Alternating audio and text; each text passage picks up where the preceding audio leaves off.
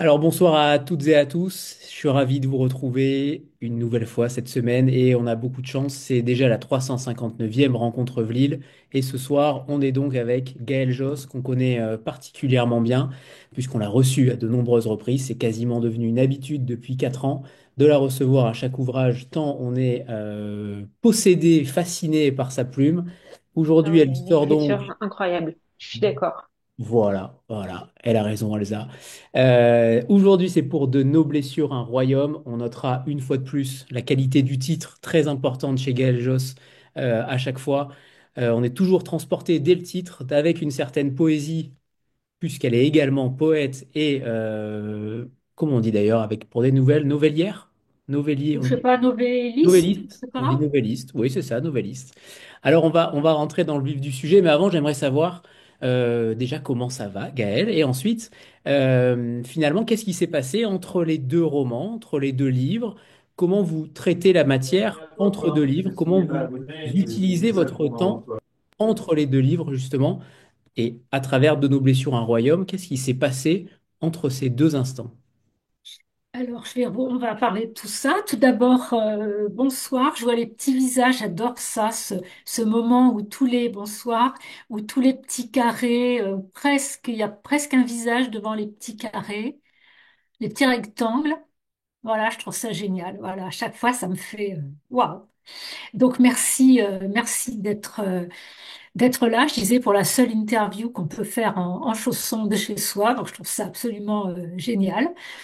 Alors, on va essayer de répondre à vos questions, enfin, quand je peux y répondre, parce que je m'aperçois qu'en fait, on demande énormément de choses aux auteurs.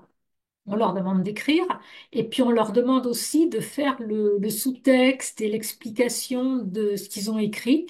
Et je m'aperçois que j'ai pas toujours la réponse, qu'il y a quelquefois des choses sur lesquelles je n'ai pas d'explication ou de justification. Voilà. Donc vous me pardonnerez si j'ai pas toujours réponse à tout. Euh, alors comment je vais? Ben, je vais bien, je vais bien. Euh, je vais commencer là depuis la semaine dernière un marathon avec des engagements. J'ai déjà des engagements jusqu'à décembre prochain, ce qui est complètement à la fois merveilleux et terrifiant. Mais déjà jusqu'à fin juin, ça va être très très chargé. Et je vais avoir l'occasion d'accompagner ce texte un petit peu partout, en France, en Belgique, en Suisse, jeudi en visio aussi avec le Québec. Donc, ben, j'espère, voilà, avoir la joie de partager ce texte qui est peut-être encore une histoire différente, encore un sujet différent. Encore que j'ai l'impression, comme Anthony le disait, qu'on écrit toujours un petit peu quelque part la même histoire avec les mêmes obsessions. Mais voilà, donc c'est le début d'une nouvelle course. Comme Agnès, l'héroïne de ce roman. Clairement, vous êtes dans la lignée. Est-ce que peut-être c'était une métaphore de ce parcours aussi d'écrivain à travers la France? Je ne sais pas, peut-être inconsciemment. Mais j'aimerais que vous nous parliez de cette genèse finalement de comment naît Agnès déjà dans votre tête.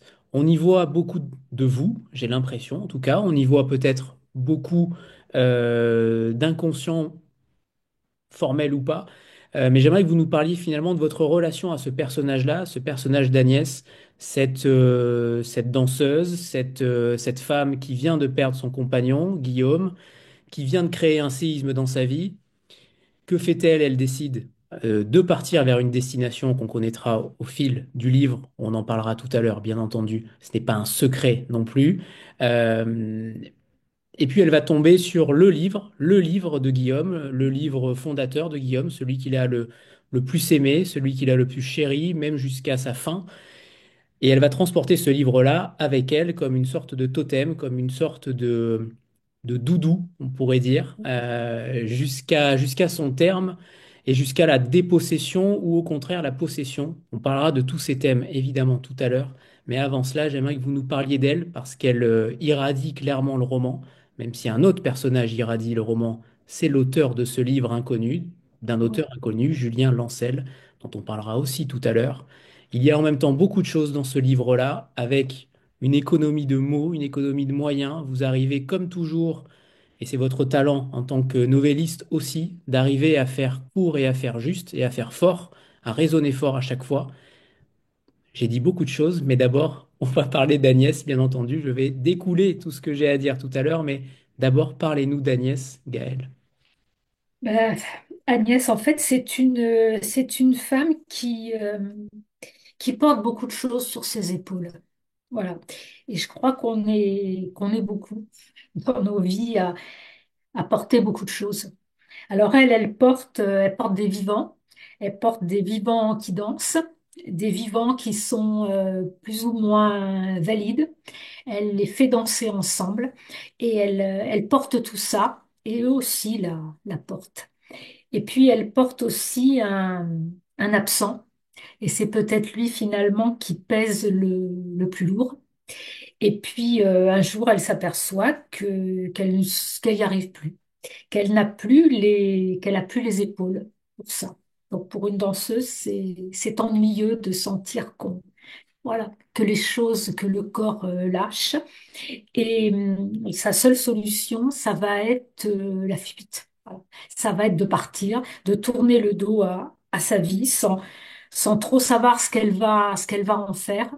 Mais elle sent qu'elle est obligée de prendre un petit peu de champ, de recul.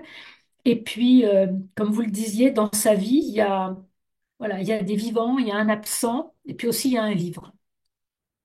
Et ce livre, finalement, il prend autant de place et d'importance que n'importe quel vivant, puisqu'en effet, c'était le livre un petit peu fétiche, doudou, totem de son compagnon. Et vous savez, ça arrive quelquefois, je ne sais pas si vous avez déjà éprouvé ça, qu'il y a des objets dans nos vies qui, à un moment, deviennent trop chargés, presque radioactifs, et qu'on pose les yeux dessus et que ça dégage, ça émet trop d'ondes, d'énergie, je ne sais pas comment dire, et que ces objets, il faut les mettre à distance de soi pour ne pas être dévorés par cette espèce de, voilà, d'énergie qu'il génère. Et elle sait que ce livre, il faut voilà, qu'elle prenne un peu de distance avec. Mais comme en même temps, c'est un objet très précieux, très investi de tout ce qu'ils ont vécu ensemble, elle peut pas en faire n'importe quoi. Alors un jour, elle découvre l'existence d'un lieu qui va être pour elle le lieu où ce livre doit aller. Alors elle va accompagner le livre. En fait, le livre devient son compagnon de voyage et elle va traverser toute l'Europe pour essayer d'aller déposer cet objet et puis continuer le chemin de manière plus réconciliée. Voilà. Donc c'est l'histoire de ce voyage. C'est l'histoire de ce voyage et de ce voyage aussi intérieur. On a l'impression qu'Agnès, à travers son périple, se parle évidemment à elle-même, puisqu'on est véritablement dans sa tête aussi. On a l'impression que c'est un voyage intérieur dans le sens où, à mon sens, c'est un contre-récit initiatique. On a l'impression que c'est à rebours, en fait. On voit beaucoup de livres initiatiques avec un chemin à parcourir vers une quête particulière, mais souvent la quête est positive. Là, elle n'est ni positive ni négative finalement, elle est autre. Et je trouve que vous avez encore une fois saisi le... Vous avez creusé jusqu'au fin fond de la moelle de ces personnages. Je trouve que vous allez au plus profond d'eux, à l'inconscient le plus profond. Expliquez-nous aussi cette quête de ce voyage intérieur, de cette volonté de faire émerger tout le sel, tout le sens de chacun d'eux. Oui, bah en fait, c'est le voyage tel un petit peu, pour moi, je le conçois, c'est-à-dire, c'est pas se déplacer d'un point A à un point B en échangeant un couloir d'aéroport contre un autre couloir d'aéroport. On le fait parfois, on n'a pas toujours le choix, mais finalement, c'est plus un déplacement qu'un qu'un voyage. Elle, c'est un voyage qu'elle va éprouver, je dirais, heure après heure, minute après minute, dans son corps. Ça va être un voyage long, un voyage lent, un voyage pas du tout logique non plus comme itinéraire. Et dans cet itinéraire, va y avoir des choses qui vont être de l'ordre de la mémoire, du souvenir, des choses qui vont être de l'ordre de la découverte. Il va aussi y avoir des choses qui vont pas forcément toujours bien se passer. Voilà. Le corps aussi va lâcher. Il y a aussi des rencontres qui vont pas être forcément toujours des bonnes rencontres. Je dirais qu'elle va expérimenter un petit peu toute cette palette du voyage, qui est aussi un voyage intérieur, fait de souvenirs, fait d'émotions, fait d'envie, et puis fait aussi des autres qu'elle croise. J'ai l'impression qu'elle est très attentive à ce qui se passe autour d'elle, même si elle n'est pas vraiment en mode de nouer des liens. Elle est très attentive, elle est très poreuse aux vies qu'il y a autour d'elle, qui vont quelquefois la surprendre, la nourrir, la bousculer, la déranger, l'agresser, la porter, lui ouvrir de nouvelles portes. Donc, c'est tous ces aspects du voyage qu'elle va expérimenter. Et je crois que dans ce livre, j'avais envie de mettre un peu le corps très, très au centre, de manière très présente, parce que on n'est pas que des êtres de pensée et d'émotion, mais on est aussi très dépendant de notre état physique. Et donc, quand le corps lâche, quand le corps cède, on voit que c'est jamais par hasard, c'est toujours à un moment précis, à un endroit précis du corps. Alors, on somatise des choses, on les intériorise.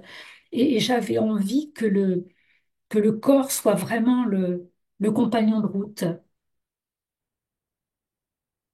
Et d'ailleurs, la cheville, c'est ce qu'on appelle le noyau de l'énergie. Donc, c'est pas Ah pour oui? rien aussi. Ouais, c'est pas pour rien aussi. Pour ceux qui liront le livre, la cheville a un impact particulier aussi.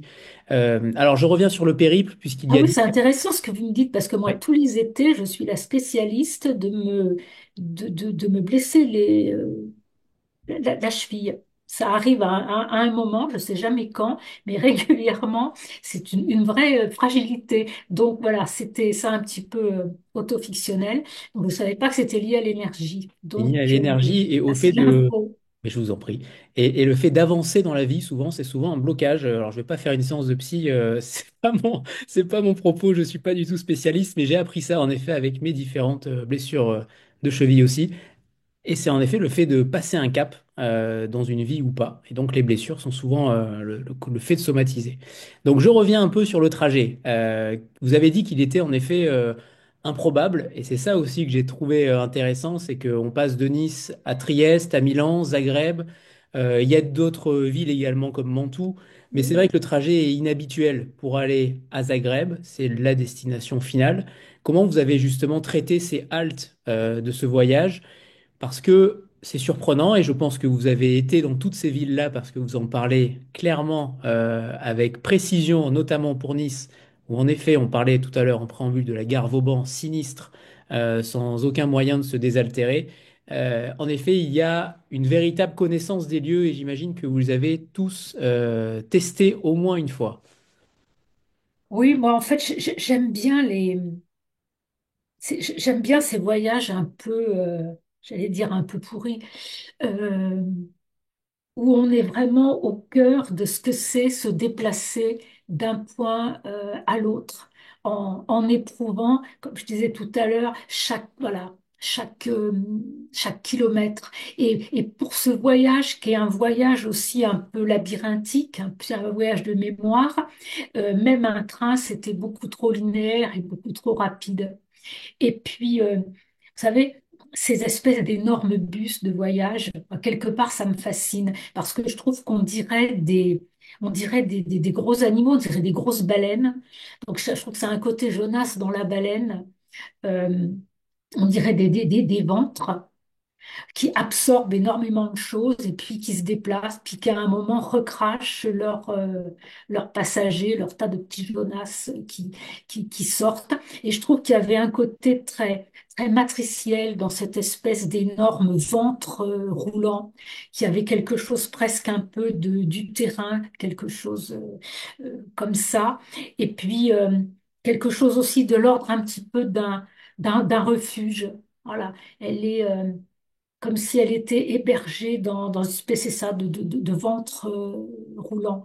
Donc forcément, ça l'amène dans des endroits qui sont pas forcément les plus glamour d'un voyage classique, mais c'est là aussi où on voit vraiment des gens, où on croise des histoires, où on croise des visages, on surprend des gestes.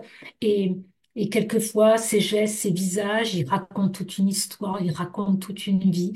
Et moi, j'ai tellement de curiosité pour ça. Voilà, toutes les vies qui passent à proximité de la mienne. Et dès le début, Agnès se justifie justement sur ce trajet-là. Je vous cite, pour aller là où je vais, j'aurais pu prendre l'avion en 2 heures, c'était réglé. Une diagonale à travers les nuages, hop, 2 jours là-bas, mettons, et retour. Mais non, c'est trop rapide, trop violent, couloir gris climatisé d'aéroport et brutale téléportation. Décollage, attachez vos ceintures, mauvais café et rattachez vos ceintures. Atterrissage, d'autres couloirs gris. C'est d'un voyage lent dont j'ai envie, un peu incertain, indécis, avec des détours et des étapes, des hésitations, des repentirs, des visages, des rencontres ou des possibilités de rencontres.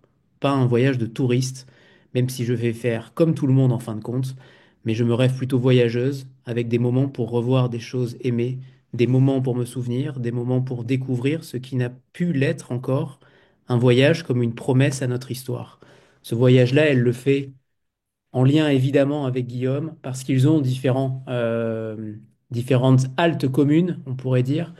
Et ce voyage lent, il est très intéressant parce qu'en effet, en avion, c'était beaucoup plus simple, mais elle voulait ce temps long. Ce n'est pas l'éloge de la lenteur, parce qu'au final, de l'autre côté, on a le corps en mouvement. C'est ça qui est intéressant, c'est que vous avez une dichotomie entre le mouvement du corps et de l'autre côté, le mouvement extrêmement lent de ce voyage-là, qui lui prend beaucoup de temps finalement.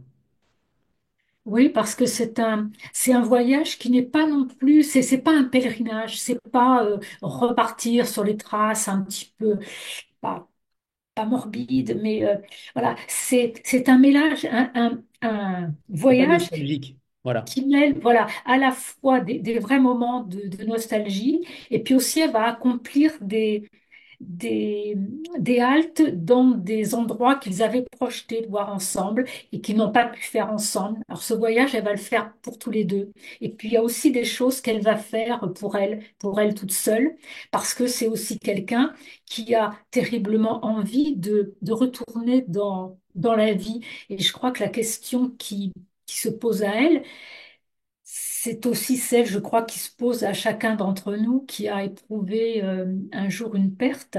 C'est comment est-ce qu'on continue sans oublier, sans renier? Comment est-ce qu'on arrive à suturer ce qui a été avec avec demain qui se fait de manière différente, mais qui doit se faire en continuité et pas en rejet ni en oubli. Et c'est sur cette zone de frontière très ténue où elle essaie voilà, de remailler ensemble ce qui a été, mais en continuant à avancer parce que je crois qu'il y a une pulsion de vie en elle. Et c'est pour ça que j'avais pensé que ce personnage, Agnès, serait une danseuse, parce que j'ai une fascination absolument absolue pour les personnes qui pratiquent cet art, parce que pour moi, la danse, c'est l'art de la vie. C'est c'est le corps qui parle, les émotions qui parlent. Et puis, c'est aussi une pulsion. La danse, c'est aussi une lutte contre la pesanteur, contre les trucs de la vie qui nous scratchent bien au sol. La danse, pour moi, c'est un art de résistance à la pesanteur. Voilà, le corps. Et quand j'ai trouvé la photo, qui est la photo de couverture qu'on a retenue, voilà, j'ai regardé des centaines et des centaines de photos. J'ai tourné sur Internet pendant des heures et des jours. Et un jour, sur un blog, complètement par hasard, je tombe sur cette photo. Je me suis dit, c'est ça, voilà. C'est la photo de l'élan, voilà, de cette lutte contre la pesanteur. La photo de Piotr Belcir. Oui, alors Euh, j'ai trouvé cette photo et c'était pas sur une base de données, c'était sur un blog et il y avait juste le nom du photographe. Et, et chez mon éditeur, ils ont beaucoup apprécié la photo et du coup, ils ont réussi à entrer en contact avec le photographe et à lui acheter la photo. Voilà, donc j'étais très contente. On imagine. Alors, et puis, ce n'est qu'une partie du livre, c'est ça qui est encore plus intéressant, et pourtant, il y a à peu près 170 pages, c'est d'une densité folle. L'autre partie du livre, c'est ce livre un petit peu mystérieux au départ, hein, dont on pense qu'on ne saura peut-être pas quel est l'auteur. Au début, j'ai pensé que vous alliez réserver le mystère jusqu'au bout. Non, donc on peut en parler, c'est ça qui est intéressant aussi, on va pouvoir en parler ce soir. Ce livre dont il est question, adoré par Guillaume, qu'il a aimé vraiment par-dessus tout, c'est un auteur inconnu. Pour le coup, il est vraiment inconnu puisque je pense, après avoir fait moult recherches, qu'il n'existe pas. Je l'avais Euh, pas trouvé sur Wikipédia. je ne l'ai pas trouvé, non. Ni ailleurs d'ailleurs. J'ai fait pas mal de recherches, je ne l'ai pas trouvé. Peut-être que vous allez me contredire. Euh, il y a ce côté mystique de ce livre. C'est ça qui est aussi extrêmement enrichissant, c'est que vous créez une sorte de mysticisme autour d'un livre qui pourrait, entre guillemets, ouvrir ou fermer des portes. On l'a vu avec Fabrice Chillet, notamment pour N'ajoutez rien aux éditions Bouclard avec ce livre de Christian Costa, ce petit mystère qui en deviendra un grand. J'ai pensé que vous alliez aller dans cette direction, et puis pas du tout. Vous dites d'entrée qui est cet auteur, Julien Lancel, donc vous allez nous dire s'il existe ou pas, comment vous l'avez inventé. Euh, Vous auriez pu vous satisfaire d'un auteur déjà connu. Vous avez allé un petit peu plus loin puisque vous avez fait ce choix du mythe de l'écrivain talentueux qui n'a écrit qu'un seul livre Ouais. et qui est donc demeuré dans l'oubli. Alors, c'est vrai qu'il y a un petit peu le livre dans le livre, puisqu'on va découvrir quel est ce fameux livre, en fait, avec lequel elle vit, avec lequel elle voyage, et qu'elle va partir pour le déposer à l'autre bout de l'Europe. En fait, c'est un vrai faux livre avec un vrai faux auteur, puisque l'auteur est fictif, sa vie est fictive, et le livre est également fictif. Donc là, j'ai tout inventé. Et dans le livre, il y a donc des pages de ce livre qui viennent s'intercaler dans le voyage. Et en fait, c'est en effet l'écrivain d'un seul livre, quelqu'un qui n'avait pas forcément vocation, une sorte un peu de notable de province dans les années 50, qui a écrit un livre, un seul, qui est devenu à l'époque un succès, puis qui est resté, vous savez, ce genre de livre un petit peu confidentiel, mais qu'on se passe un peu comme un code secret. Et, et c'est un ensemble en fait de lettres qu'un père adresse à sa fille, à sa petite fille, qui est une enfant, comme on dirait aujourd'hui, différente, c'est-à-dire lourdement handicapée, et des lettres bien sûr qu'elle ne lira pas. Et en fait, cette petite fille, sa seule joie, les seuls moments où elle est bien, où elle va bien, c'est quand elle est dehors, dans un jardin, auprès des fleurs, auprès des arbres, dans la nature. Et son père va consacrer finalement tout son temps, toute son énergie à, à lui montrer des jardins, à l'accompagner pour lui montrer des jardins. Et chaque lettre est l'histoire d'un jardin auquel il l'a emmené, comment voilà, ça s'est passé. Il y a des fois où ça s'est bien passé, des fois où c'est plus difficile parce que c'est une enfant très handicapée, donc les relations, la communication est également délicate, quelquefois complexe. Et puis, c'est aussi un couple, parce qu'il y a aussi euh, la petite Emma, elle a aussi une maman. C'est un couple qui finalement va inverser les rôles traditionnels. Aujourd'hui, c'est moins, comment dire, peut-être moins spectaculaire cet échange, mais dans les années 50, en fait, c'est cet homme qui va complètement endosser le rôle maternel même qui va être un peu moqué dans son entourage, dans sa société, dans son milieu où on dit voilà, qui joue les bonnes d'enfants, etc., qui va passer au-delà de ça. Et, et c'est son épouse qui, elle, va essayer de prendre un peu de distance avec cette maternité finalement difficile, pas dire tragique, et qui va s'investir dans l'entreprise familiale. Donc tacitement, ils inversent les rôles traditionnels et lui va endosser ce rôle d'être complètement présent pour cet enfant. Et est-ce que cette volonté de faire exister un auteur qui n'existe pas, est-ce que ce n'est pas une sorte de volonté de mettre en avant tous ces auteurs inconnus finalement? Parce que je sais que vous êtes lectrice d'auteurs qui ne sont pas dans les têtes de gondole des meilleures ventes. Vous lisez quand même des choses très confidentielles et ça se remarque notamment à vos références que vous insérez souvent dans vos romans, que ce soit en postface ou directement au sein même du texte. Est-ce que c'est aussi comment dire, une manière de leur dire continuez à écrire. À un moment donné, votre livre peut-être aura une destinée différente. Est-ce que j'y ai vu quelque chose de totalement abscon, mais est-ce que c'est ça Non, aussi ou pas? oui, parce que vous savez, c'est pas toujours les livres qui ont eu le plus de succès, qui se sont vendus à des centaines de milliers d'exemplaires, qui vont avoir le plus d'importance dans notre vie.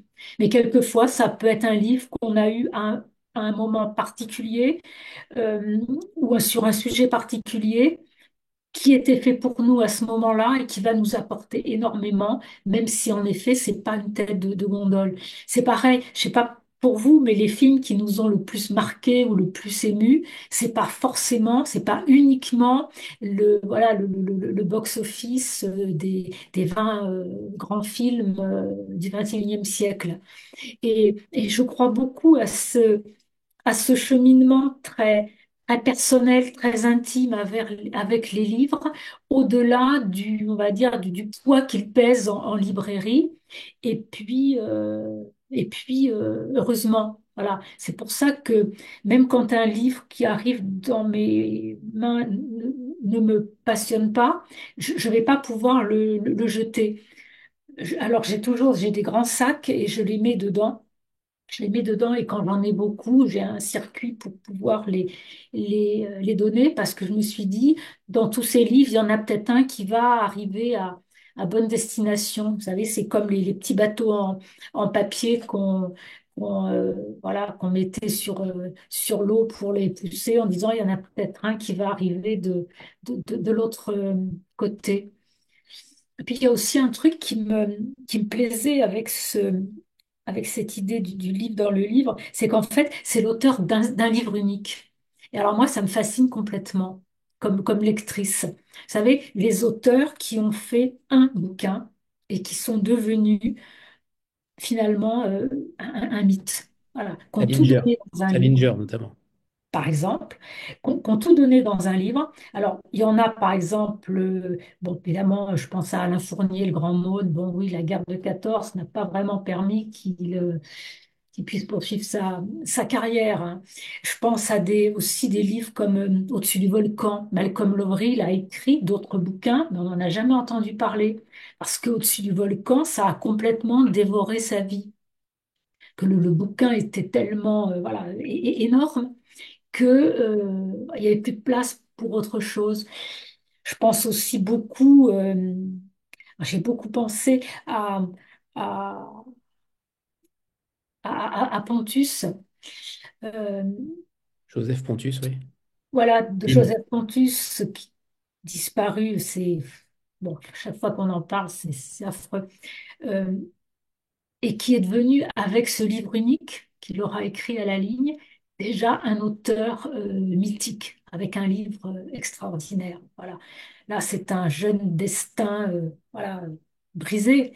Et je trouve que ces écrivains d'un seul livre, quelle que soit la raison, c'est absolument troublant et fascinant.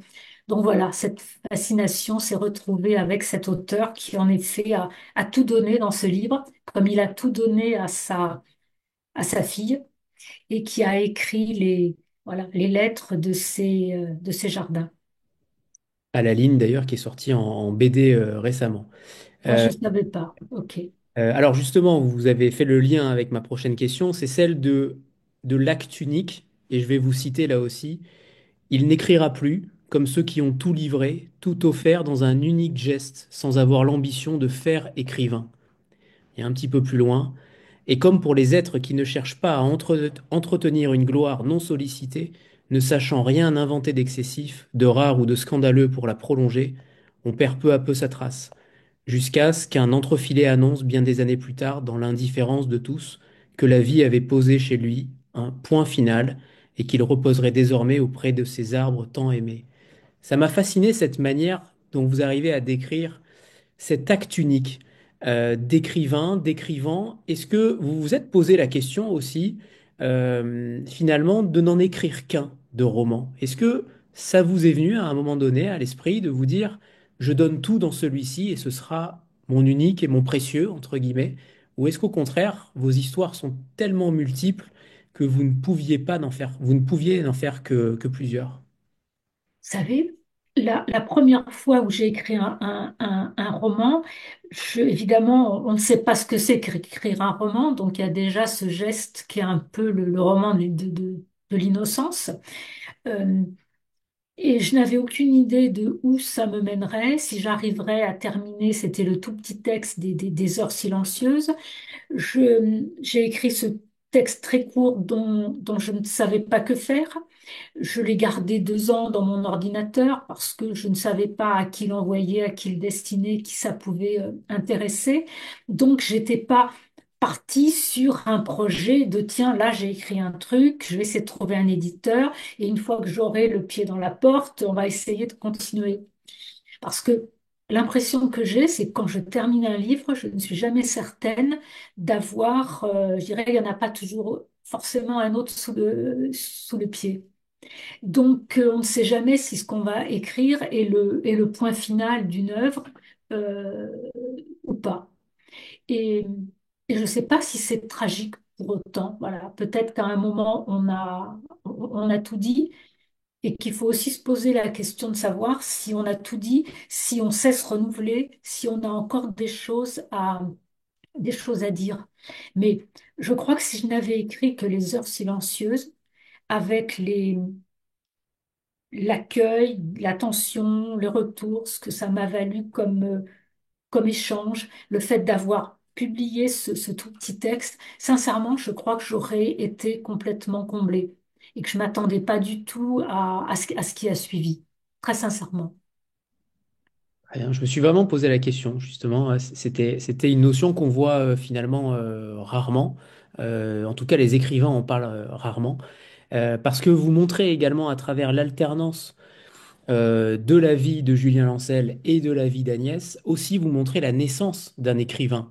Euh, avec ces lettres-là, on a l'impression qu'un écrivain jaillit, qu'un écrivain naît. Sa fille est une sorte de déclic aussi. Vous mettez aussi la naissance de l'écrivain dans le livre, dans le livre. Dans le roman, sincèrement, c'est beaucoup plus simple que ce que je raconte. Mais je trouve que vous mettez différentes strates d'une manière extrêmement limpide. Évidemment, on s'y perd jamais, c'est d'une fluidité sans nom. Mais est-ce que vous vouliez aussi mettre cet acte en avant, cet acte de débuter l'écriture? Euh, Est-ce que c'était une notion que vous aviez envisagée ou pas du tout? Euh, Pas consciemment, vous me faites prendre conscience de tas de choses auxquelles j'avais pas forcément pensé. C'est toujours l'intérêt voilà, de ces échanges. Mais c'est vrai que cet homme qui n'a rien qu'il destine à la carrière littéraire, c'est un notable de province, un courtier en vin du Bordelais, enfin voilà, rien à voir avec le milieu littéraire.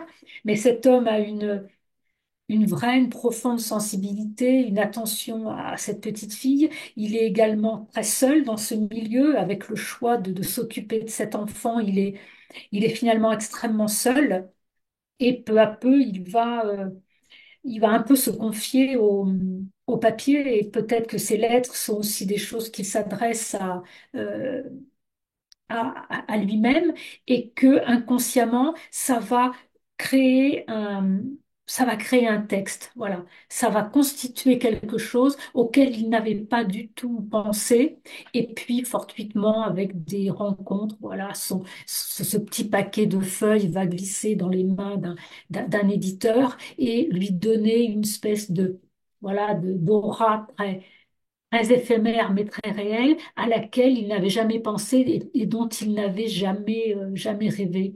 Et ça, je trouve ça finalement, assez touchant de la part de cet homme. Et puis on va revenir sur le couple Guillaume-Agnès, puisque deux caractères totalement opposés, puisque c'est lui, c'est Guillaume, lui le terrien, comme vous l'appelez, elle le vent, le feu, l'embrasement. Je vous cite toujours. Il y a aussi une opposition de style entre les deux, vous en parlez peu, une fois de plus. Le couple, finalement, ensemble, apparaît de manière très succincte par moments. C'est des petites touches, comme une sorte d'impressionniste. Une fois de plus, vous mettez des petites touches de ce couple-là, mais il y a une vraie différence entre eux et c'est lui, c'est Guillaume le détonateur, c'est lui qui lui apprend la lenteur, c'est lui qui lui apprend à ralentir la course, la danse, le mouvement. C'est ça qui est aussi, une fois de plus, caractéristique de ces deux êtres. Oui, lui est un terrien et quelqu'un aussi donc qui vit qui est jardinier, donc d'où sa fascination pour ce livre autour de ces jardins racontés euh, à ma fille, c'est ses voyages avec ma fille dans les jardins.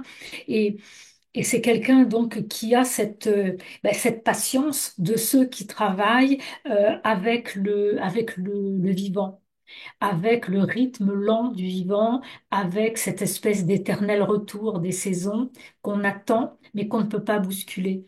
Parce que voilà, quand la plante n'est pas ouverte, quand elle n'a pas poussé, ça sert à rien de s'impatienter. C'est simplement qu'il n'y a pas assez d'eau, il n'y a pas assez de lumière, voilà, et qu'il faut savoir attendre. Alors que elle, Agnès, elle est dans la création, elle est dans le geste, elle est dans le mouvement, elle porte des choses, elle est finalement très, très volontaire dans ce qu'elle fait, alors que lui, forcément, est plus dans la patience et dans l'attente de ce qui va émerger et qu'on ne peut pas forcer. Donc c'est aussi pour elle voilà, une grande leçon d'écouter le vivant sans le bousculer. Est-ce que d'ailleurs, je me suis posé la question de l'alternance des deux histoires, est-ce que ça a évolué? Est-ce que ça a été modifié? Est-ce que Guillaume avait peut-être plus de place au début de l'écriture? Est-ce que Julien Lancel, avec ces lettres-là, était un choix initial de structure? Comment ça s'est construit finalement au fil du temps avec votre éditrice, peut-être? Est-ce que c'est toujours Pascal Gauthier, j'imagine? Oui. Non, là, il y a pas eu de grands changements.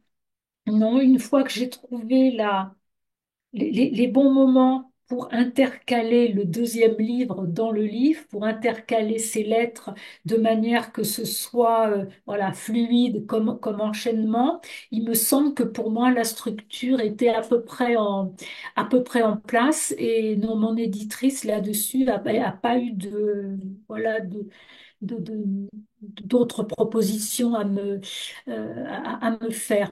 Mais c'est toujours très délicat quand on essaie de tisser deux textes ensemble, c'est les enchaînements. Parce que quand on tourne une page et qu'on tombe dans un univers très différent, il peut y avoir un moment où on se dit, mais c'est quoi ça? On est où? Etc. Donc, il faut que les transitions arrivent à se faire de manière assez naturelle pour passer d'un univers à l'autre sans que ça soit pas incohérent etc.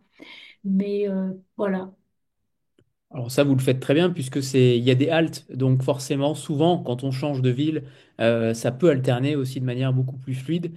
Donc là, c'est vrai que c'est souvent les voyages qui décident ensuite de la transition vers les textes de Julien Lancel.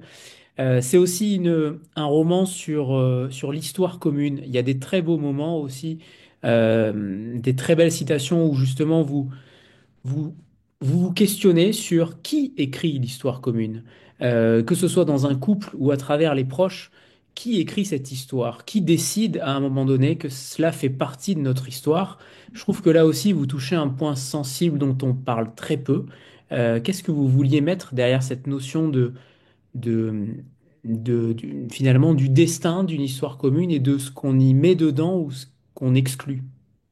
Ben oui, parce on est deux, on est même quelquefois davantage une famille.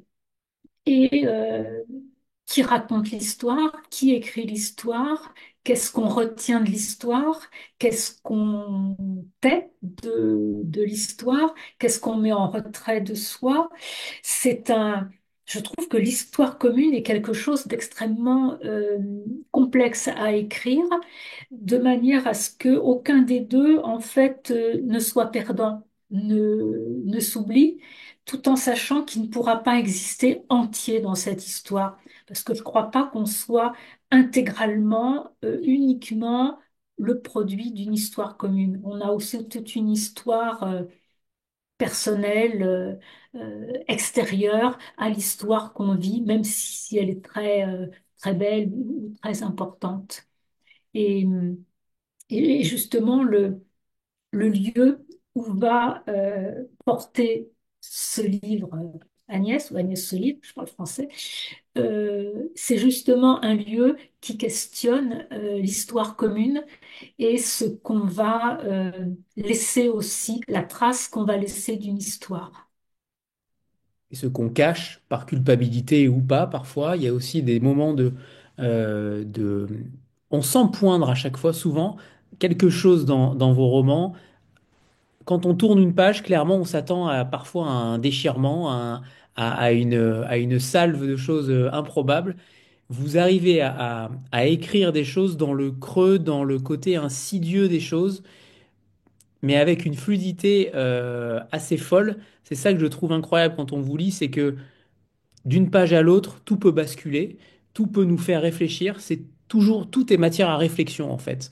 Là, par exemple, quand on parle de cette histoire commune, on peut penser à de l'inceste, à savoir de quel côté on est finalement, euh, qui donne la parole, qui l'écrit, qui dit les choses. Et je trouve que vous faites naître chez nous un questionnement, une réflexion perpétuelle sur différents sujets avec les mots justes qui nous plonge dans un autre univers qui n'a parfois rien à voir avec l'histoire, mais je trouve que vous visez juste Merci, dans les mots. merci, et je me demande aussi dans un couple qui a le pouvoir aussi. Parce que c'est pas quand même rare qu'il n'y ait pas aussi une voix dominante ou quelqu'un qui se laisse porter ou que la relation affective n'est pas forcément à égalité. Donc tout ça, ça, comment dire, ça crée une image, ça crée une histoire, mais dont on ne sait pas finalement quelle réalité elle recouvre.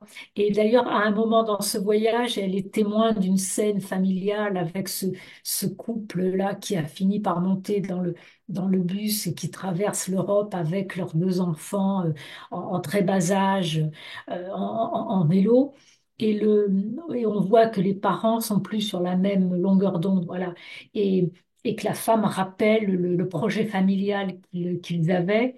Et visiblement, ce projet familial, eh ben, on va dire qu'il explose un petit peu avec le réel et elle perçoit voilà, ce moment un petit peu de, de tension justement d'une histoire familiale où l'un des deux, en fait, prend le pouvoir et prend la parole pour l'autre, hein.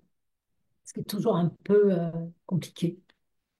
Alors, on va prendre une petite photo de groupe, comme on en a l'habitude, avant que vous nous lisiez un premier extrait, Gaël, en espérant que vous n'ayez pas choisi les mêmes que moi. On va croiser les doigts.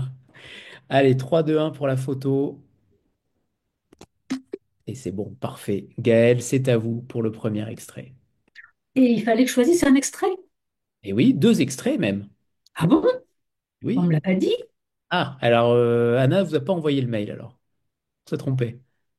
C'est Ah, pas grave, c'est pas grave. Je vous laisse le temps. Je vous laisse le temps et comme ça, je pose ma eh prochaine. ben, non, non, mais Non, c'est bon. moi, je veux bien vous lire le prologue, Allez, partons. les 3 pages du prologue. Très bien, Je suis parfait. désolée, je ne savais pas, mais je le lis avec plaisir. C'est parfait. C'est à vous, Gaël. Dans la salle, le public la réclame. Elle, il la veut, maintenant. Elle prend une longue inspiration, ferme les yeux quelques instants. D'une main, elle écarte les pans du rideau en velours sombre et se glisse dans l'ouverture, puis elle s'avance sur le devant de la scène. Lumière. Elle salue. Son buste plonge vers le sol et elle laisse les applaudissements rouler sur ses épaules. Son dos blanc, ses bras blancs, ses pieds nus émergent d'une robe bleu nuit qui s'enroule autour d'elle. Puis elle se redresse, recule de 3 pas et saisit les mains des 2 danseurs les plus proches. Elle reprend sa place dans la longue guirlande qu'ils descendent, qu'ils dessinent sur toute la largeur de la scène. Ils saluent, encore et encore. Ils sont tous là, sur ces planches qu'ils ont investies 1 heure et demie plus tôt, tous épuisés et radieux. Les valides, les boiteux, les aveugles, les maladroits, les timides, ceux en fauteuil roulant, ceux avec une jambe en moins ou un chromosome en plus, les corps triomphants, les corps déformés, les corps fatigués, les professionnels et ceux qui arrivent en courant le soir après le travail. Les visages ruissellent de transpiration et de fatigue.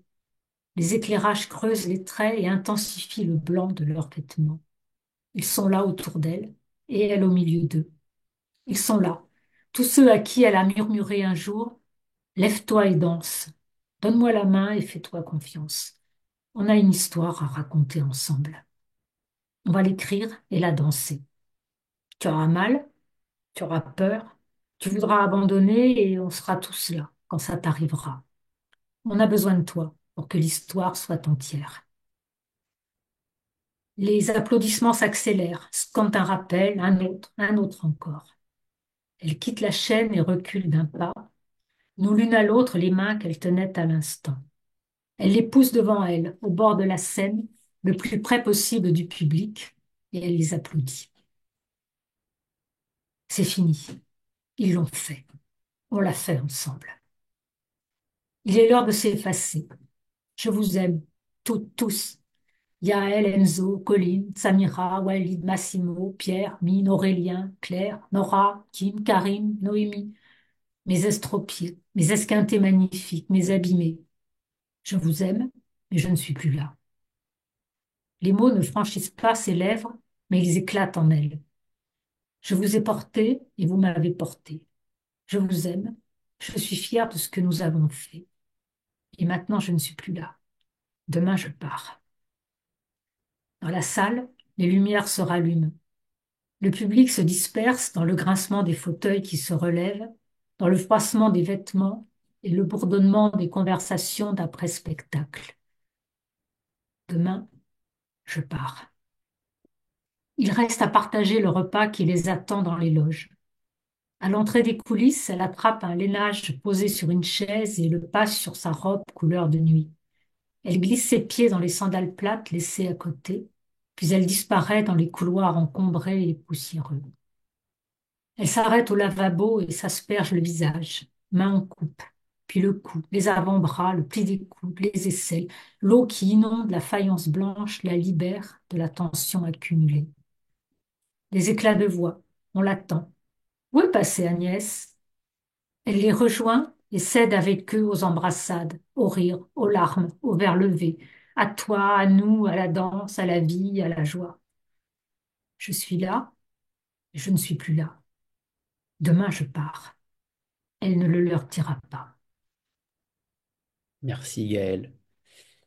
Et alors justement, par rapport à cela, c'est vraiment la volonté d'un besoin de déconnexion. On a l'impression qu'il y a une charge qui pèse tout à l'heure, vous l'avez dit, sur ses épaules, ce besoin vital de solitude, alors qu'au final, elle est déjà extrêmement seule après la disparition de Guillaume, mais elle a quand même besoin de se retrouver, elle a besoin d'avoir une absence de lien avec autrui, voire une aliénation, on a l'impression qu'elle est aliénée au travail ou en tout cas à la danse. Euh, Ce besoin de déconnexion, je pense qu'on l'a tous vécu à un moment donné ou à un moment donné. C'était aussi une manière de ralentir le rythme? On parlait d'un voyage lent tout à l'heure. Est-ce que, tout à l'heure, vous avez parlé aussi de ce périple en librairie que vous allez faire chaque année, à chaque ouvrage, c'est un peu pareil. C'est pour ça que je coche la date très vite dans mon agenda, pour vous avoir très tôt. Mais est-ce que c'est aussi ce que vous ressentez parfois? Est-ce qu'il y a une lassitude, une envie de relâcher la pression, de revenir au calme, de revenir à l'essentiel? C'est un, c'est complexe parce que comment dire, c'est un mélange de joie, d'envie, bien sûr, de partager ces moments parce que je trouve que dans ces rencontres comme on a ce soir ou comme on a en librairie ou en médiathèque, ce sont des moments où on se dit vraiment des choses. Ce sont des espaces qui sont tout d'abord gratuits, où il n'y a pas de pression médiatique dessus. C'est pas comme une interview radio, télé ou tout ce qu'on veut. Et on s'aperçoit qu'on arrive à dire des choses très personnelles, très profondes, à recevoir aussi beaucoup de témoignages. J'entends à chaque fois des choses qui me bouleversent, des gens qui me font la confiance on se connaît pas, mais qui vont me faire la confiance de me confier voilà, des morceaux de leur histoire qui sont quelquefois des choses enfin, extrêmement fortes, extrêmement denses. Et je trouve que c'est énorme de recevoir tout ça. Et puis c'est vrai qu'il y a aussi le corps, la fatigue, les, les trains, les nuits d'hôtel, les matins où on sait qu'il faut se lever pour aller prendre le train pour ce soir se trouver à 4 heures de train et 1 heure de voiture et on se dit, allez, il faut y aller. Donc voilà, il y a forcément ce mélange quelquefois de fatigue, mais à chaque fois, moi, c'est vraiment un étonnement et un émerveillement sincère de recevoir autant, de voir les témoignages, les gens qui viennent me dire des histoires, des choses qui leur sont tellement fortes pour eux. Voilà, d'en être la dépositaire, je me dis, voilà, c'est comme ça, c'est tellement, je sais pas quoi dire. Très bien. Alors, on va revenir sur Agnès, sur cette usure du corps. Il y a un très beau passage, notamment lorsqu'elle va dans ce salon de massage, et je vais vous citer, Depuis combien de temps ai-je oublié que j'ai un corps? Pas seulement un corps qui crée, qui s'échauffe, qui répète, qui s'astreint, qui se brûle. Depuis combien de temps n'ai-je pas reçu de douceur sur ma peau? Depuis le départ de Guillaume, il y a eu des hommes, dans l'urgence, dans une nécessité sans gloire. Apaiser, résoudre une tension, mais ne me touche pas, ne m'embrasse pas, ne me caresse pas. Fais-moi jouir, vite, fort, et va-t'en, s'il te plaît. Ne me demande rien et ne m'en veux pas. Je n'ai rien de plus à t'offrir. Et un petit peu plus loin, j'ai payé pour être touché, pour être caressé. J'ai payé pour de l'attention, pour des mains sur ma peau. J'ai honte, malgré la sensation de béatitude que j'éprouve. Avant de partir, je lui demande son prénom. Elle s'appelle Livia. Là aussi, un très beau passage sur le fait de ne plus avoir de contact avec le corps étranger, une sensation d'oubli du corps. C'est la première fois que je vois cette question d'oubli du corps. Depuis combien de temps, euh, finalement, on a l'impression que le corps n'existe plus, que c'est une enveloppe, mais qui n'est plus en lien avec les autres, avec les autres. Cette question-là, elle est intéressante. Est-ce que vous avez déjà ressenti ce, ce- ce- cet oubli du corps, cet oubli d'exister? C'est quelque chose d'extrêmement personnel. On a l'impression que, je pense pas que vous ne l'ayez pas vécu, ça me paraît assez improbable de l'inventer, sans rentrer dans les détails, bien entendu, Gaël, hein, mais cette question d'oubli du corps me fascine vraiment parce que je trouve que on a tous peut-être ressenti ça à un moment donné. Oui, quand on fonctionne sur des choses qui nous obligent, voilà, qu'on est sur le devoir, qu'on ne peut pas se poser de questions, tout simplement, parce qu'il faut faire les choses, parce qu'il faut avancer, parce qu'il faut accomplir ceci ou cela. Je crois qu'on trouve des ressources quelquefois complètement inattendues et avec une espèce de d'anesthésie pour pouvoir continuer à avancer. Alors évidemment, le problème sont les réveils d'anesthésie, où c'est évidemment là où le corps généralement cède, où la cheville cède, où le dos cède, etc. Mais ces moments où on a l'impression qu'on verrouille les choses, qu'on se met en mode anesthésie pour pouvoir avancer. Oui, ça, c'est des choses que je pense qu'on a tous éprouvées. Et il y a aussi une autre phrase qui m'a marqué, c'est le fait de profiter des choses. Quand on vous dit souvent profite de Ouais. cet instant au cinéma, dans un restaurant, d'un week-end, profite. Et je vous cite là aussi une phrase d'une justesse folle. Profitez bien comme s'il fallait prendre d'urgence une revanche sur les choses, faire rendre au monde ce qu'il peut nous donner, gratter la bête jusqu'à l'os. Allez, donne. Une fois de plus, vous prenez une phrase banale d'un quotidien et vous arrivez à lui faire dire des choses dont on n'a même pas forcément conscience. Vous arrivez à extraire d'une sensation, avec les mots, toute son essence, tout son fort intérieur. Et je trouve que là aussi, c'est votre patte en réalité, Gaël Josse. Vous êtes vraiment une autrice qui permet d'extraire tout le sel des mots, avec finalement une économie de mots terrible, mais vous arrivez à faire ça. Et je trouve que bah, moi, ça me fascine en fait. Ça me fascine d'arriver à être autant, d'avoir une si grande acuité sur les petits instants de vie. Comment vous faites cette chose-là en fait? Tout à l'heure, vous disiez que vous ne pourriez pas répondre à toutes les questions et vous n'allez pas nous livrer tous vos secrets d'écrivain, c'est pas la question. Mais quand même, il y a une observation en fait. Je pense que c'est l'observation, l'acuité que vous arrivez à donner aux choses. Ouais, Et ça va pousser le regard.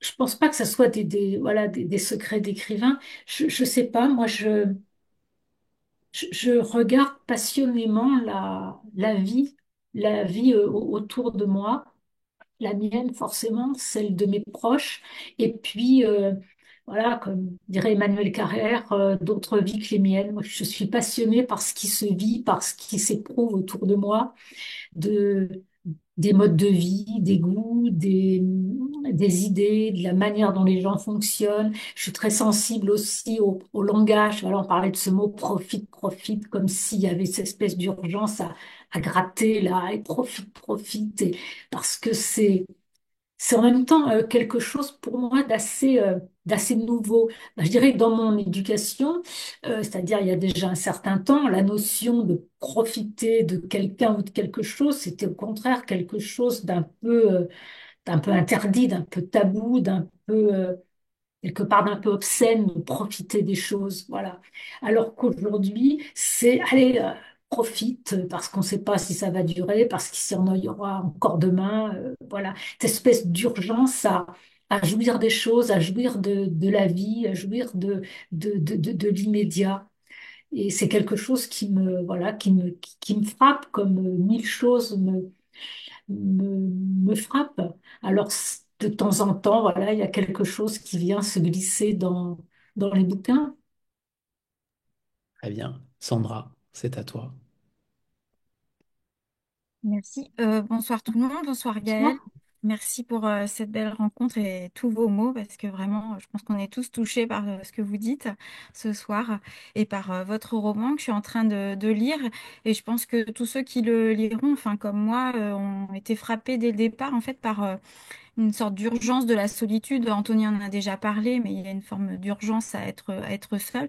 Et en fait, tout de suite, je me suis demandé en fait si vous c'était votre intention dès le départ qu'elle ait besoin d'être seule parce que certains, suite voilà, au décès du plus proche qu'on puisse avoir dans notre vie, je sais pas, se lancent à corps perdu dans le travail, ce qu'elle va faire pendant un an autour de ce Oui, projet. D'autres vont se lancer des défis, d'autres vont se faire entourer complètement, d'autres vont déprimer complètement aussi de manière assez sombre. Mais en fait, là, on sent bien que il y a cette nécessité de partir et que ça va la sauver, que ça va la réparer.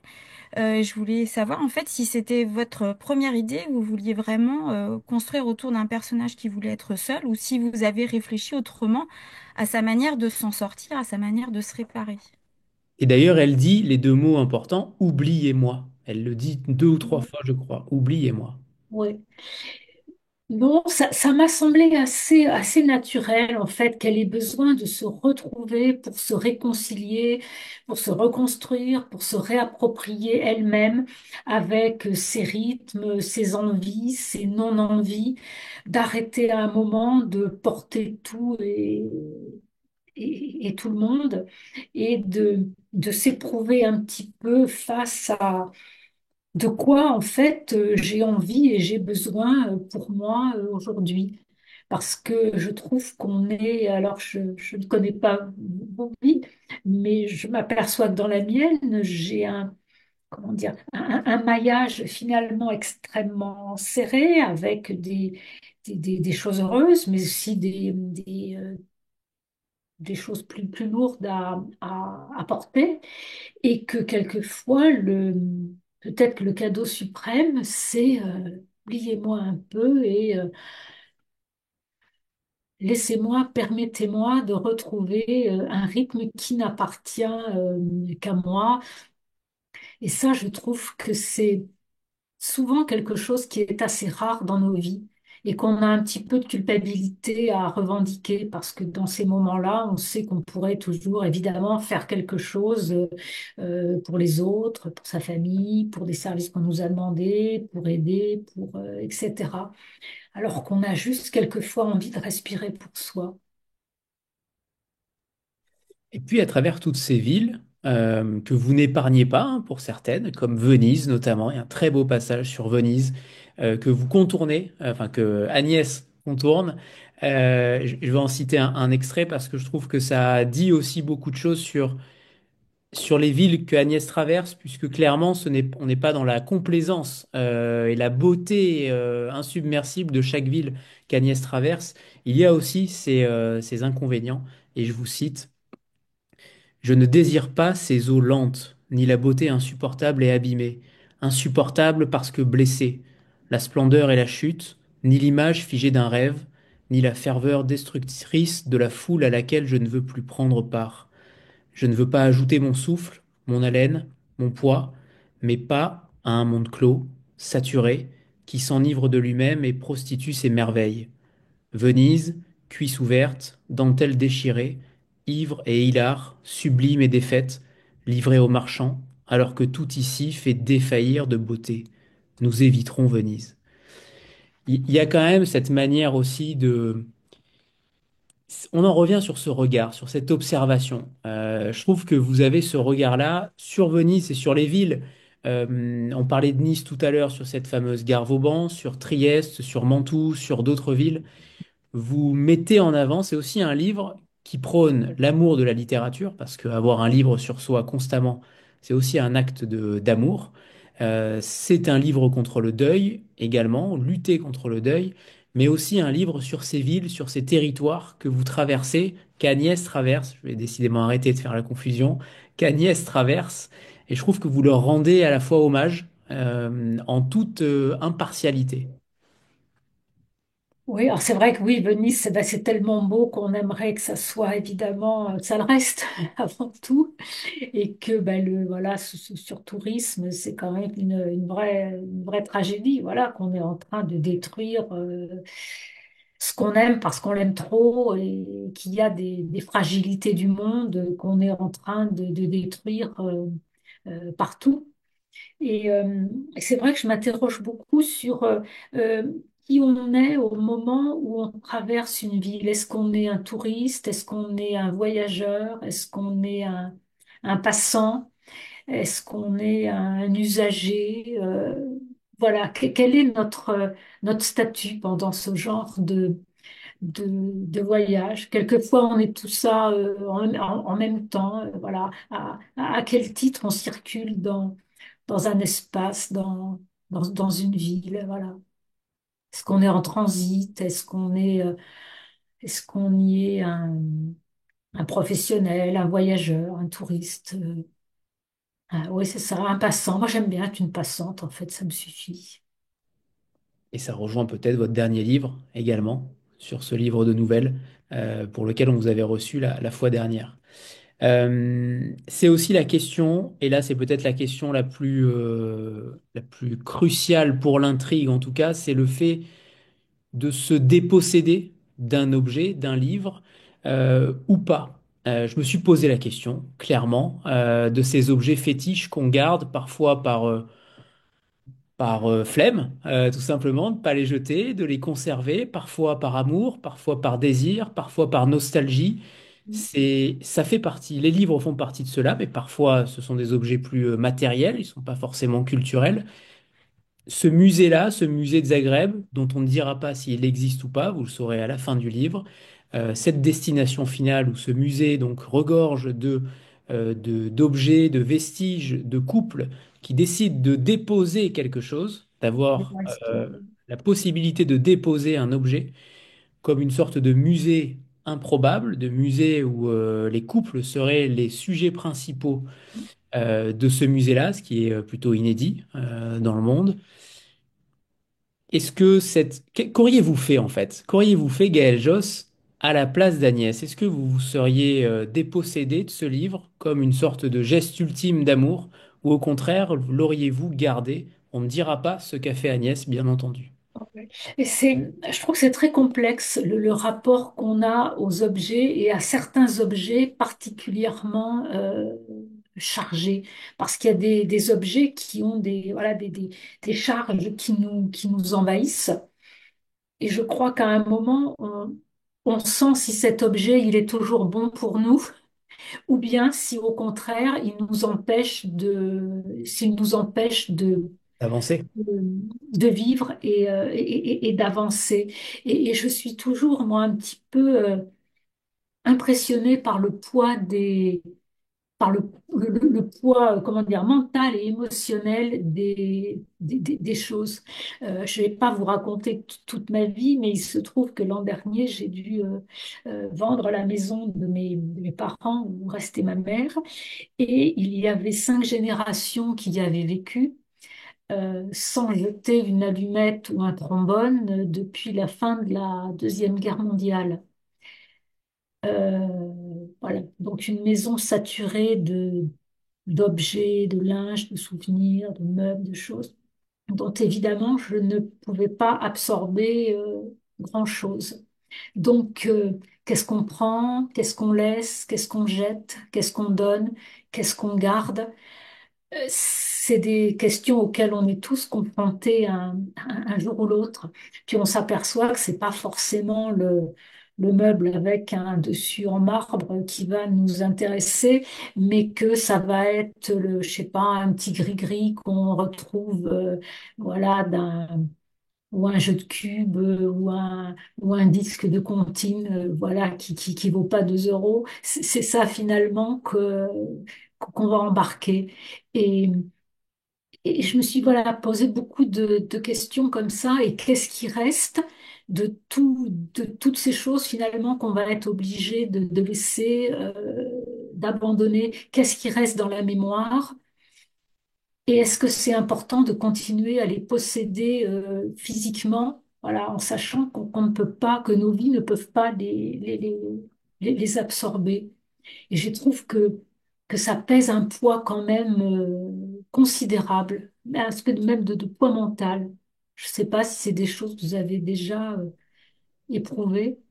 Mais en même temps, si on s'en Et en dépossède, même temps, c'est une perte. Voilà. En même la temps, mémoire peut oublier. voilà, en même temps, les choses, à un moment, sont rompues. C'est-à-dire cet espace qui a été un espace clos, un espace protégé, qui a été aussi notre espace, devient un espace disloqué. Mais vous n'avez pas répondu à ma question. Ah, pardon, c'était quoi la question? C'était savoir, à la place d'Agnès, qu'auriez-vous fait? Ah, ce que j'aurais fait. Euh, en fait, quand je me suis interrogée sur ce lieu, voilà, je me suis dit, qu'est-ce que moi j'emmènerais d'une histoire, il m'a semblé que j'emmènerais un livre. Mais je ne sais pas si j'aurais eu le courage ultime de le laisser. Parce que je crois qu'il faut quand même à un moment une, une pulsion de vie extrêmement puissante pour se dire, là maintenant, il faut rompre.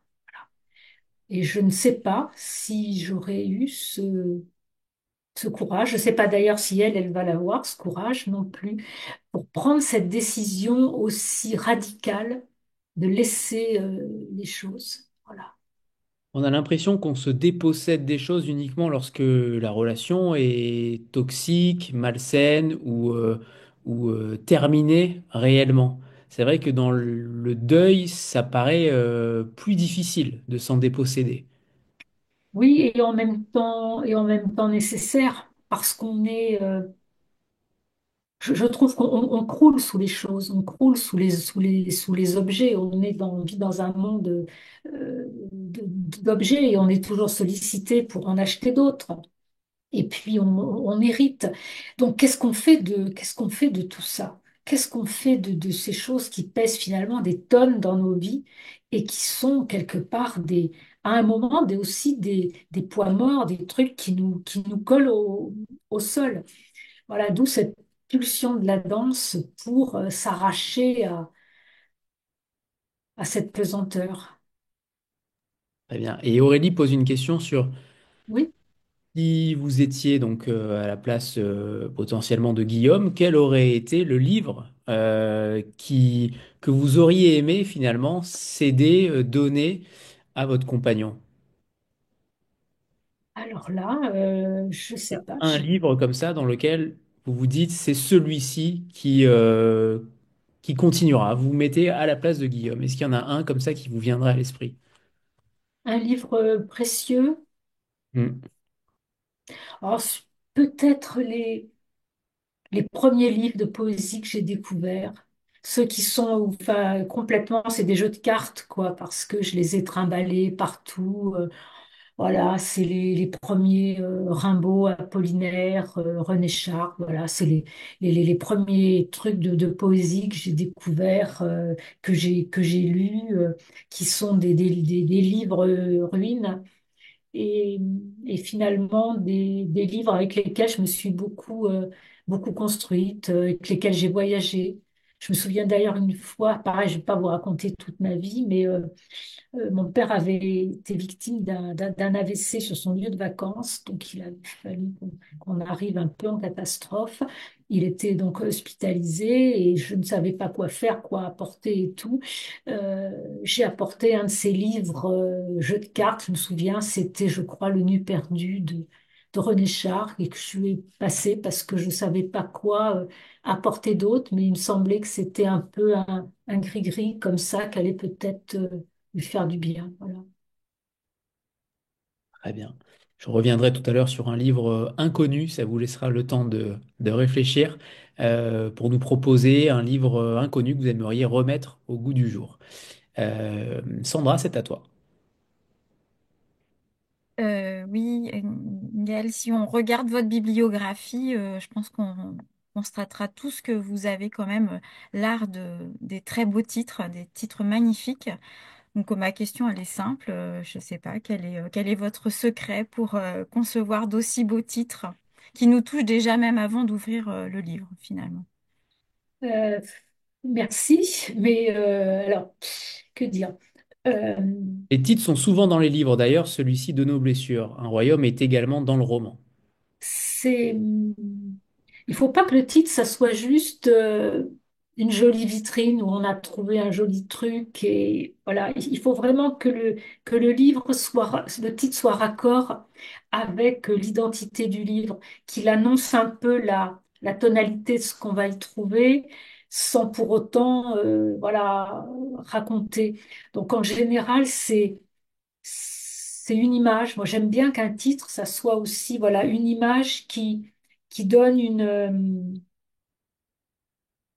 espèce d'aperçu, d'image mentale, une émotion peut-être de ce qu'on va trouver dans le livre sans pour autant raconter. Alors, c'est souvent en relisant. Alors, quelquefois, le titre s'impose tout de suite, hein, c'est le titre, avant même d'avoir commencé, le titre est là. Soit c'est au fil des relectures, il y a une expression, un mot, une image qui va sortir et on va se dire, tiens, voilà, c'est ça c'est ça le titre. Mais oui, j'aime bien qu'il y ait à la fois une image et une émotion dans le titre et surtout qu'elle soit la plus proche du texte. Alors, donc, c'est le moment de nous dévoiler. Je pose de manière récurrente deux questions à chaque auteur qui passe dans Vlil. La première d'entre elles, c'est celle d'un livre inconnu que vous aimeriez mettre en avant. Alors, ça tombe bien avec ce livre-là, clairement, puisqu'on parle de Julien Ancel, d'un livre également inconnu qui a été Franchement inventé. inconnu. Voilà, mais celui-ci, euh, il doit être réel, clairement, puisque les lecteurs aimeraient savoir aussi ce que vous pouvez lire de manière plus confidentielle. En tout cas, est-ce que vous avez quelque chose à nous proposer, Gaël? J'ai réfléchi, mais soit il y en a mille, soit il y en a aucun. Non, j'ai pensé comme ça, mais de manière un peu fugitive, parce que si vous me posez la question dans une heure, je vous dirai autre chose. J'ai pensé à des auteurs qu'on lit plus du tout aujourd'hui, par exemple, moi que j'avais beaucoup lu dans mon adolescence et qui m'avaient vraiment transportée. Alors, je les ai pas relus récemment, donc je ne sais pas si ça continue à tenir la route par rapport à ce que j'ai envie de lire aujourd'hui, mais je pense à des auteurs qu'on lisait comme Joseph Kessel, voilà. C'était des livres un petit peu de voyage avec un très grand, avec un lyrisme, avec des aventures et des territoires, avec des voyages, et puis une écriture très flamboyante, voilà, des livres un petit peu héroïques. Et je pense qu'on lit plus trop ce genre de choses aujourd'hui, qu'on est plus sur des récits plus intimistes, plus posés, tout ça. Mais il y avait cette espèce c'est ça, de côté un petit peu flamboyant dans l'écriture, qui à une époque, je trouve, portait beaucoup parce que ça donnait des idées d'autres mondes, d'autres pays, d'autres cultures. Voilà, vous êtes dans le métro, puis vous lisez Les Cavaliers, puis ça se passe dans les steppes, et bon voilà, ben, nous on descend à Ballard, c'est moins glamour, et en même temps, ça portait beaucoup, voilà, ces livres. Alors, je ne sais pas si j'y serais encore sensible aujourd'hui. C'est peut-être aussi parce que à l'époque, les voyages étaient aussi très lents. Il n'y avait pas Oui, cette manière de voyager d'un monde à l'autre de manière extrêmement rapide. Je pense que ça fait moins rêver les gens. Cette notion de, même si on y revient de plus en plus, hein, on parle de plus en plus de déconnexion, beaucoup de oui, personnes aujourd'hui ont décidé de changer du jour au lendemain de travail et de vie. Ça arrive de plus en ouais, plus ouais, souvent, de ouais. manière improbable, parfois comme de passer de médecin à apiculteur, ça arrive.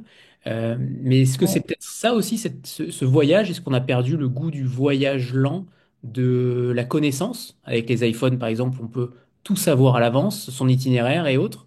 Ben oui, on sait, voilà, on réserve son Airbnb, on sait à quoi ressemble le lit, ce qu'on va voir par la fenêtre, à quoi va ressembler la douche et la couleur des serviettes. Donc en fait, est-ce qu'on vient pour voyager ou pour vérifier que ça ressemble bien à la photo sur le site de location? C'est vrai que voilà. Et c'est bien d'arriver à se rendre encore un petit peu disponible. Vous savez, je viens de terminer un bouquin, alors je pense à Kessel, mais c'est encore plus fort que Kessel. Vous l'avez sûrement lu, c'est L'usage du monde de Nicolas Bouvier, là, cet écrivain suisse, là. Et je pense c'est ce voyage de Belgrade à Kaboul où ils sont deux, ils partent avec une voiture pourrie et c'est vraiment un voyage lent parce que leur voiture tombe en panne, bon, ben voilà, ils vont s'arrêter 2, 3, 4, 5 jours, une semaine, 3 semaines. Ça n'a pas d'importance. Il n'y a pas de jugement, il n'y a pas d'impatience. Ils vivent ce qui leur est donné à vivre. Et ça, moi, je trouve ça en effet fabuleux. Donc voilà, ouais, Kessel, Nicolas Bouvier, là, l'usage du monde, c'est vraiment des choses qui m'ont be- beaucoup marqué, ouais. Et ma deuxième question, qui est Oui. un petit peu plus difficile parce qu'il va falloir vous projeter, c'est celle-ci. Si vous pouviez échanger votre vie avec un personnage de fiction, donc ça peut être un de vos personnages ou un personnage d'un autre auteur, qui choisiriez-vous? Et surtout, changeriez-vous sa destinée? Euh, je crois que d'abord, choisir, c'est renoncer. Donc, je crois que j'aimerais être tous les personnages de tous les livres que j'ai lus, ou presque.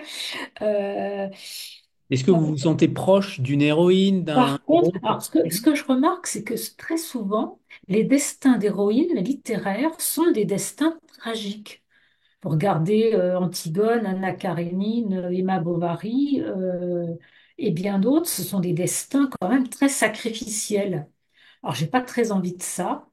Euh, Moi, je crois que je partirais bien sur, vous savez, les romans un peu d'apprentissage, voilà. Les trucs pareils qu'on lisait à mon époque, les genres L'île au trésor, voilà, les trucs comme ça. Les romans d'apprentissage où vous avez des enfants, des très jeunes adolescents qui ont tout à découvrir de la vie et des autres et qui vont trouver leur chemin. Je crois que ça me plairait bien. Puis sinon, il y a quand même, ouais, elle est Scarlett O'Hara, quoi, exactement mon genre. Elle est pas sympa du tout, mais si à la fin elle devenait quand même une femme beaucoup plus sympathique et un petit peu plus gentille que ce qu'elle est, je trouve quand même que là, il y a une sacrée bonne femme, il y a une sacrée résilience, il y a une sacrée énergie de vie. Puis c'est un mythe, quoi. Puis elle est belle. Elle a des belles robes. Très bien. Alors, c'est le moment du deuxième extrait, Gaël. Si vous ne l'avez Ça pas m'aide. préparé, je peux vous proposer la page 24, que j'ai beaucoup. D'accord, voilà. 24, 25. Voilà, vous m'arrangez le coup parce que Voilà, j'avais pas cet élément de notre 24-25. ce Voyez, goût je de la vous fugue. obéis aveuglément. Jusqu'en bas de la page 25. Oui, très bien. D'accord, ok. Ce goût de la fugue, des échappées qui m'envoient aujourd'hui sur les routes, je l'ai depuis toujours. Héritage d'une enfance trimballée, vécue dans le mouvement, les cartons et les rentrées scolaires en terre inconnue, à quoi bon se lier, se donner, puisque tout cela sera rompu dans quelques mois, puisqu'il faudra recommencer et renoncer au moment où tout semble trouver sa place, additionner les déchirements, les manques, additionner les promesses de retour impossibles à tenir, peu de possession, pouvoir partir vite. J'ai enveloppé tout ça d'une couche de solitude, comme un édredon pour amortir le poids des séparations et des renoncements. Ne pas attendre, ne pas dépendre. J'ai vite compris que je serais mon propre axe, mon repère, mon point fixe, mon diapason. Et Guillaume un jour, alors que je n'attendais rien, l'homme posé, ancré, attentif à ce qui tombe sur son regard, celui qui n'en finit pas de scruter quelques mètres carrés et d'y trouver histoires et merveilles. Guillaume terrien. Moi, le vent, le feu, l'embrasement, nos sauvageries. Tes mains comme des oiseaux envolés. La vie qui déborde et nous déborde. Notre faim insatiable de cet amour prodigieux que nous vivions. Tu m'avais appris à ralentir. J'aimais les couleurs de ton ciel. Et ce mot que tu avais écrit un jour sur une carte, un jour d'anniversaire. À nos lendemains, mon amour. Avec toi toujours. D'une journée banale qui m'ennuyait à périr, où j'étais toujours en quête d'un battement de cœur supplémentaire, tu faisais une constellation d'instants et de couleurs. Je t'enviais ça, la vie, fantaisie provisoire. Je vivais pour demain, tu apprivoisais l'aujourd'hui avec grâce, curieux du merveilleux qu'il allait offrir. d'une germination inattendue, d'une clarté soudaine. Sans toi, le monde est redevenu opaque, comme une mare en hiver. J'essaie de retrouver un regard. Merci Gaël. Je réfléchissais tout à l'heure sur le côté finalement thérapeutique.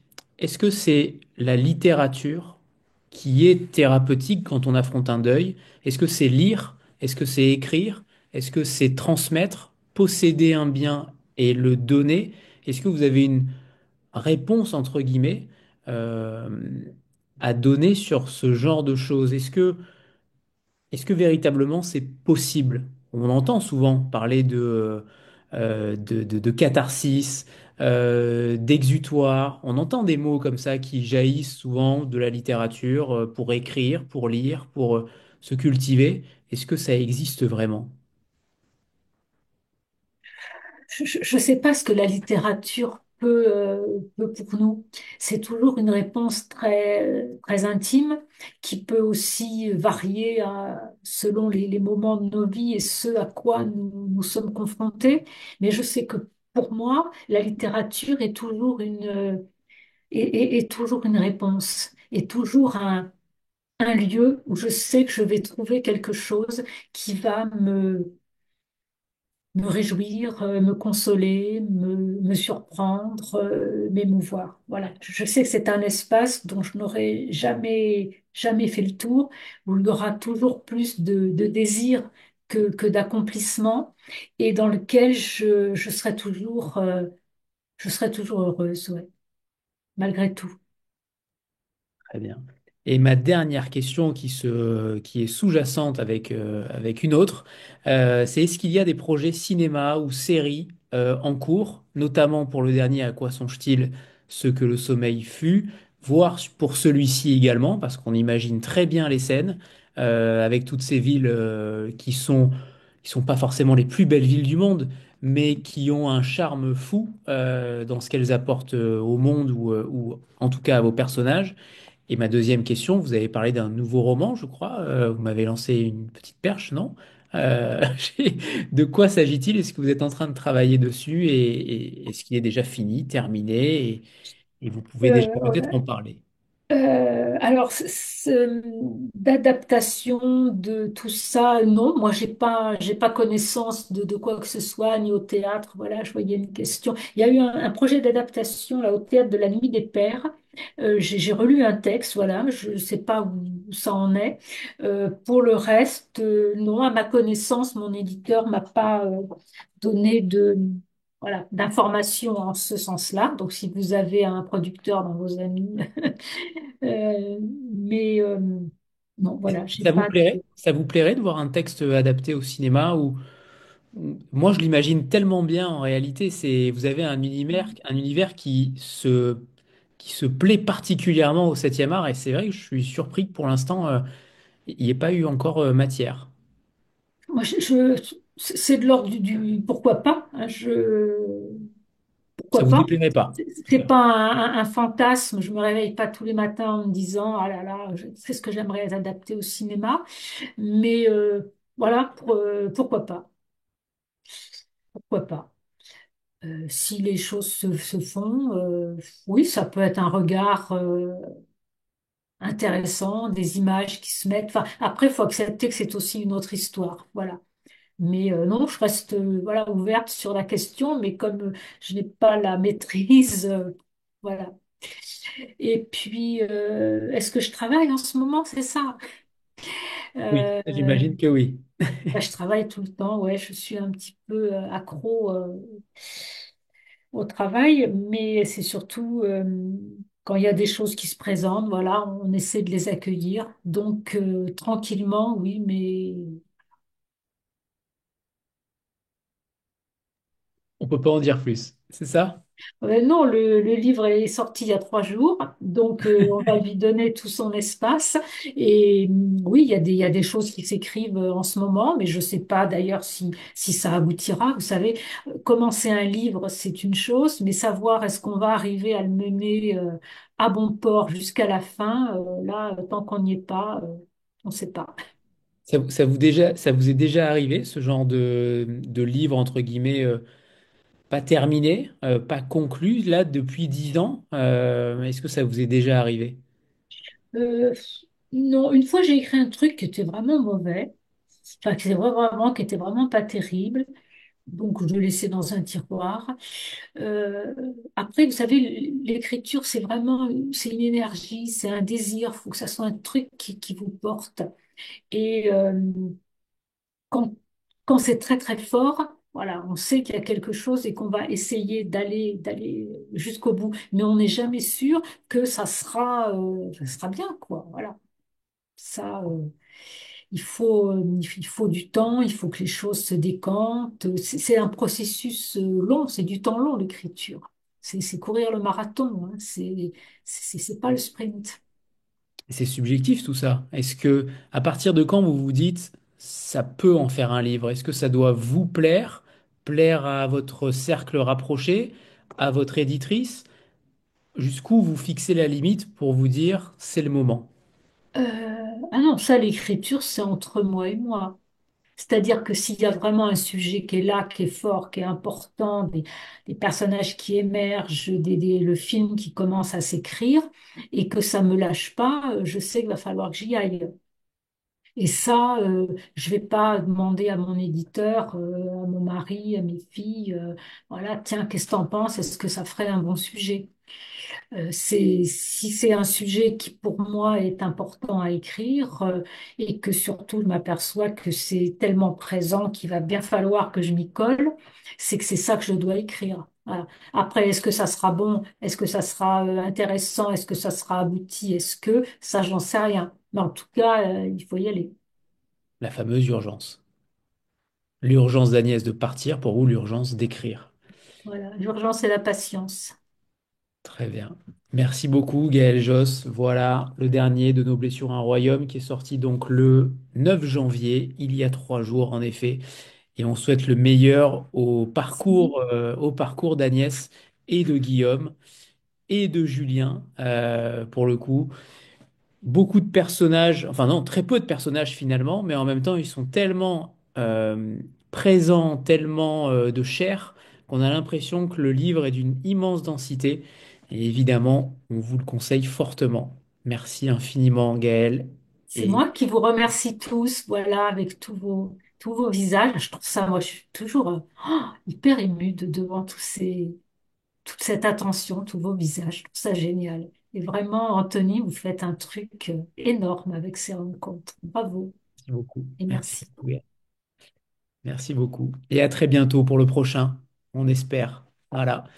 Merci, Gaël. Avec plaisir. Et Au merci revoir à tout le monde. tous. Au Au revoir revoir. tout le monde.